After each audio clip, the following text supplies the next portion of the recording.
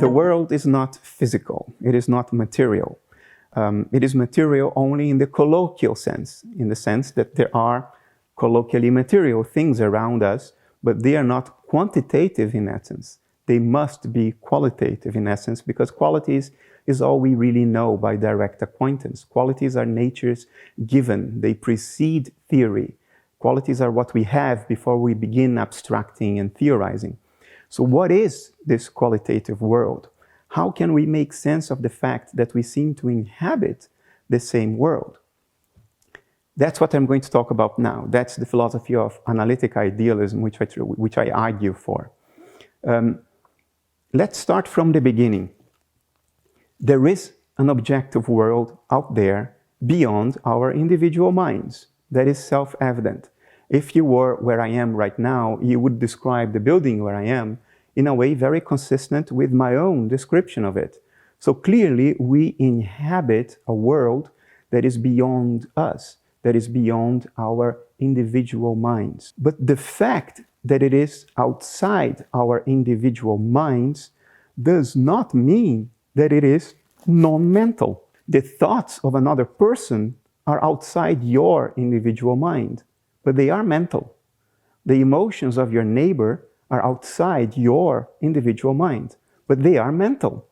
That there are mental processes beyond our individual minds is also a very intuitive and, I would say, established fact. So there is no counterintuitiveness, no contradiction in the hypothesis that there can be mental stuff beyond your individual mind. And the world is beyond our individual minds. So it might as well be mental stuff. That's the position of analytic idealism. The world, the universe, what exists is mental, but not your mentation, not my mentation alone, not even the mentations of all living beings put together. It's made of transpersonal mental processes out there, which present themselves to us upon observation as what we colloquially call matter. And matter is therefore a representation on our internal dashboard. We are pilots flying by instruments throughout life. The physical world is what shows up on the dials of the dashboard. But the world that is measured by the airplane's sensors, in other words, by our retinas, our eardrums, the surface of the tongue, the lining of the nose, and even the outer layer of the skin, the stuff that is measured by our sense organs is not physical. What is measured is transpersonal mental processes. And upon measurement, those transpersonal mental processes out there are represented to ourselves on our dashboard as we call the physical world around us. Physical in the colloquial sense, not the strict philosophical sense. That's the idea. Now, how do we make sense of the fact that if everything is mental, if the entire universe, the whole of existence is mental, why do I not have access to everything? Why don't I know what your thoughts are? Why don't I know what is going on in China or the galaxy of Andromeda? Because I am a mental being as well. If the world is mental and I am mental, why can't I have a much more direct, intimate communication with all there is instead of being cooped up in my own individual mind? How can that be?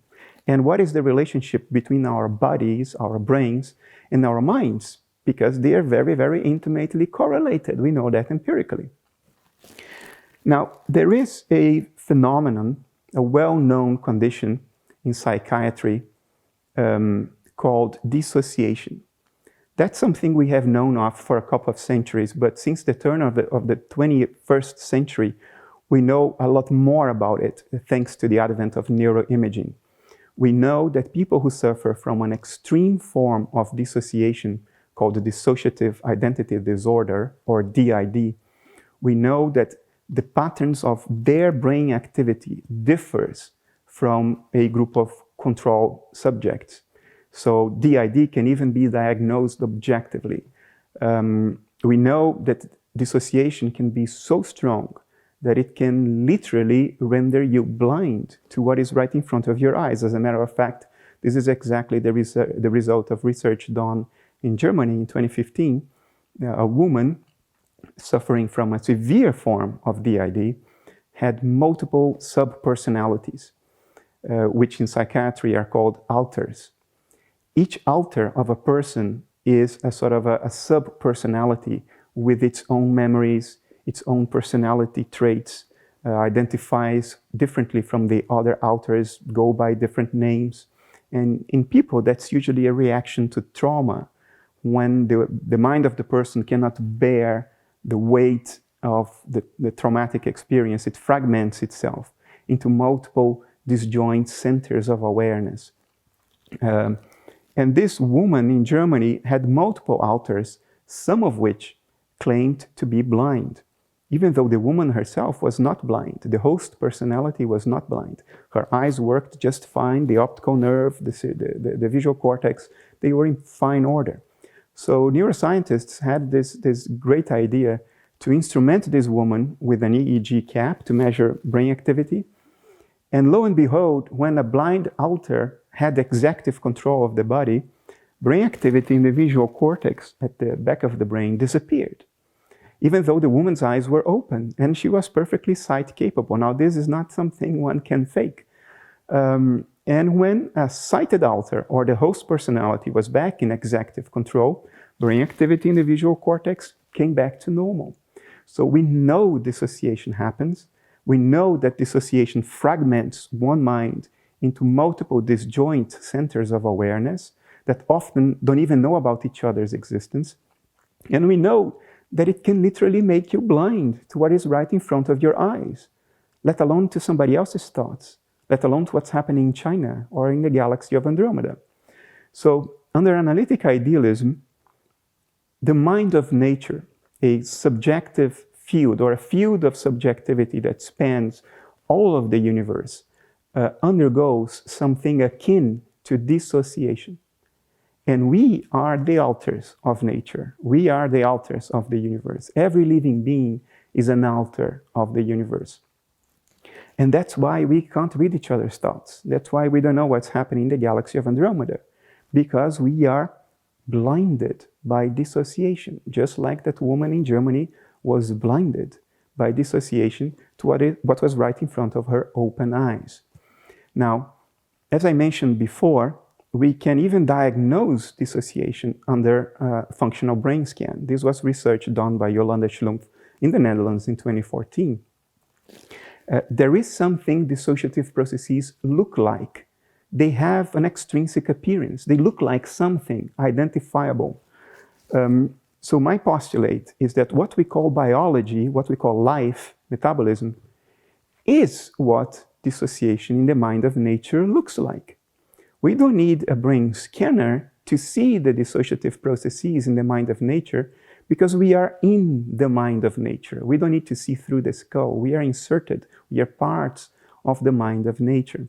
So if you look around to identify an image on the dashboard that correlates with dissociation, in other words, that is what dissociation looks like when represented on our dashboard, that image is life. That's what life is.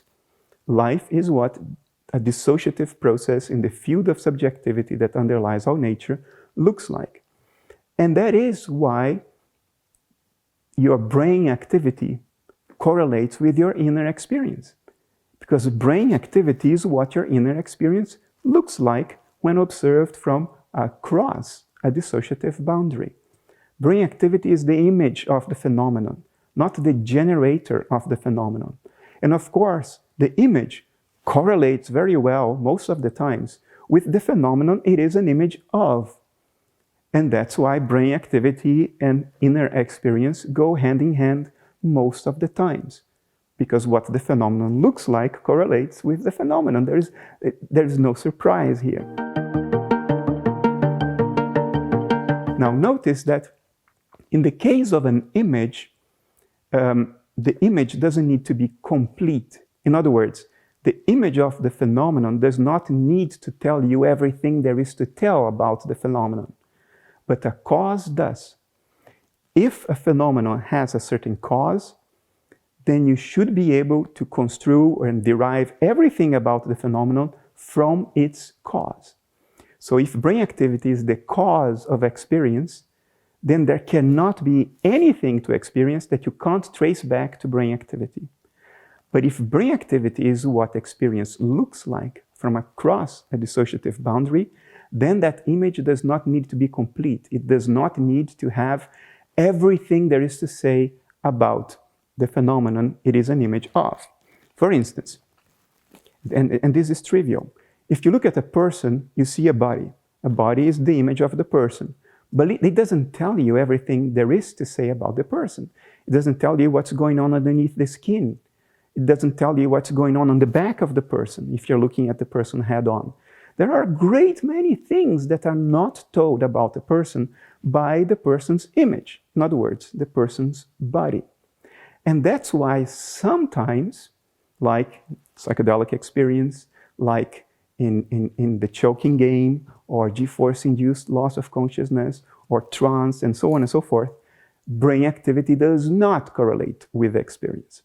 I would go further, and I would say that brain activity, our body in general, because it is the image of the alter when represented on a dashboard, it is also a representation of the dissociative process itself, not only the contents within the dissociation.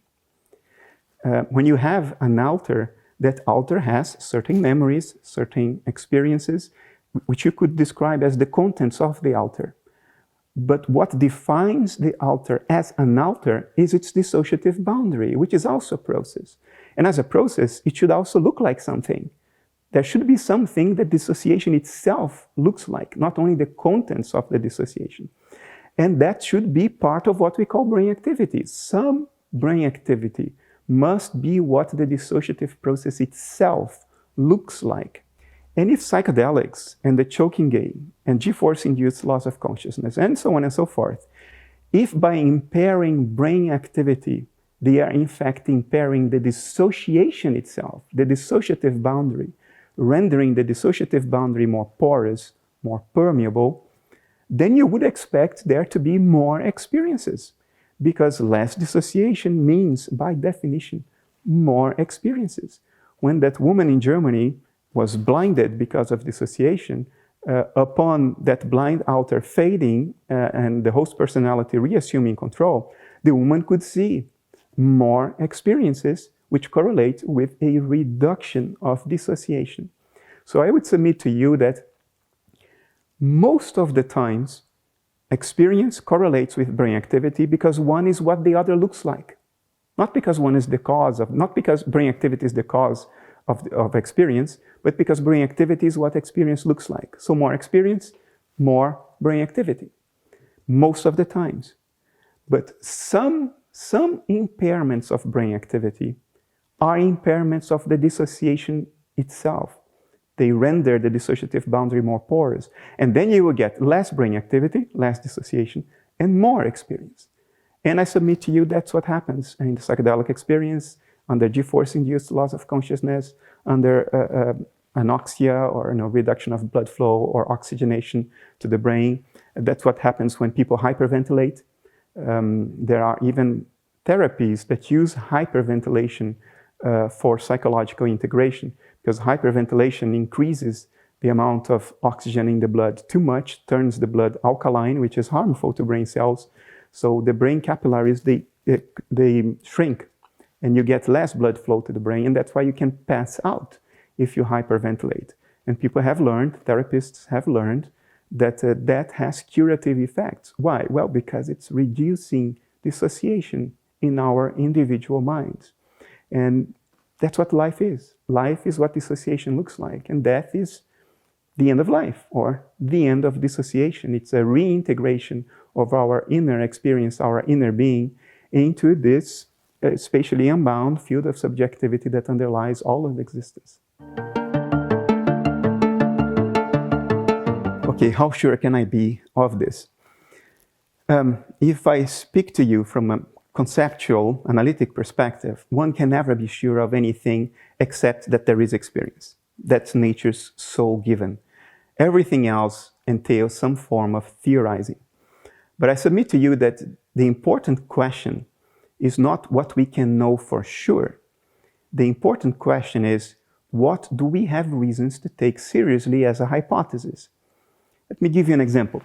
I do not know for sure that there is no flying spaghetti monster operating in a higher dimension and moving the planets around the sun using his invisible noodly appendages, because the empirical evidence is consistent with this hypothesis. The planets do go around the sun. And we postulate gravity or a curvature of space-time to account for that, but maybe it is the hyperdimensional flying spaghetti monster. I cannot categorically refute that. But that's not the important question. The important question is, do we have good reasons to believe that the flying spaghetti monster exists in a higher dimension? None whatsoever. We just don't have good reasons to believe that. In the same spirit, I don't think we have good reasons to take materialism seriously. And I do think we have very good reasons to take idealism seriously. It's not a matter of certainty. Look, we are monkeys running around a rock, going around the universe at a very high speed. We have had an intellect for about 30 to 50,000 years. Yesterday, the blink of an eye ago, in a planet that has existed for 4.5 billion years. How can we be sure of anything at all? We are monkeys. We can't be sure. The only game we can play is what is the best hypothesis we have and what hypothesis can be confidently disregarded, for we have no reasons to take them seriously. Well, amongst those, I would include the flying spaghetti monster and materialism, and amongst the hypotheses that make sense, that survive a logical analysis because they are internally consistent, that survive an empirical analysis because they can accommodate all the evidence and make sense of the evidence. Amongst those hypotheses are the variations of idealism. And of course, I particularly like analytic idealism. It's the hypothesis that I think is most plausible, most explanatorily powerful. Am I sure about it? No, I'm a monkey. I can't be sure about it. But I live as though analytic idealism is true, because it's the best hypothesis I can come up with when I contemplate all the evidence and apply logic rigorously. People who think analytic idealism is implausible, often they operate under hidden materialist assumptions. For instance, they will say, how can mind be primary if when I prick my arm with a needle, which is a material event, I feel the pain? If I drink a beer, which is a physical liquid full of alcohol, my consciousness changes, my experience changes. So these are instances, they say, of physical causes having a mental effect. So physicality must precede mentation. Mentation must be a sort of a byproduct or an epiphenomenon or a consequence of physical processes, they say. And this may sound very intuitive to anybody who is making hidden physicalist assumptions, because you see, under idealism, the needle that pricks your arm is not a physical event. It is a mental event that is represented on the dashboard as a needle pricking your arm. That glass of alcohol is what a certain transpersonal mental process out there looks like. And when you ingest that alcohol, you're bringing an outside mental process inside the boundaries of your altar. And mental processes have effects on one another. That's trivial. If you think bad thoughts, you have bad emotions. If you're worried, your thoughts will be influenced by your emotions. Thoughts and emotions influence one another all the time. For exactly the same reason, that glass of alcohol influences your experience. And that needle pricking your arm leads to an experience. But the needle is not essentially physical. The alcohol is not essentially physical, because nothing is essentially physical under analytic idealism. The needle and the alcohol, or the pill that you ingest, those two are representations on our dashboard of dials of mental processes out there.